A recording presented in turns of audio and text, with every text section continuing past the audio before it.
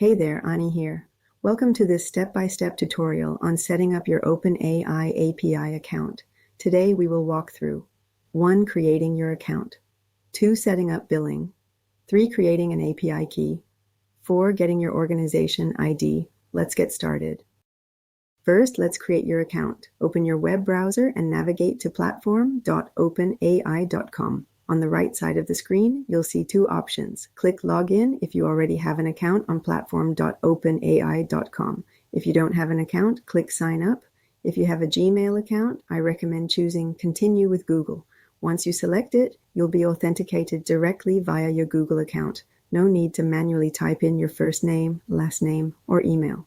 When you're inside the platform, go to the search bar on the left side of the screen, type API, key, and press Enter.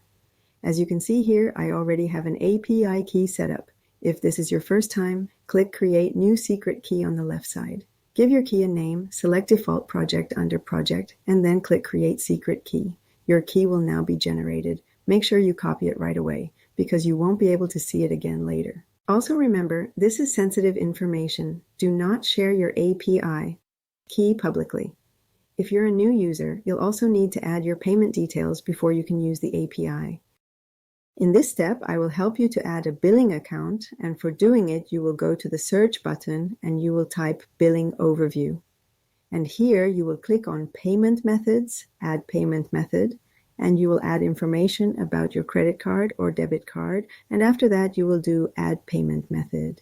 You can see that I have already added my payment method, and after that you will go to Overview and define how much money you want ChatGPT to take from your billing account. And if you're clicking on Edit Budget, you can define the limit for you. You can even create alerts. In my case, as soon as it will use $8, then I will get an alert sent to my email. In this section, I will show you how to get your organization ID.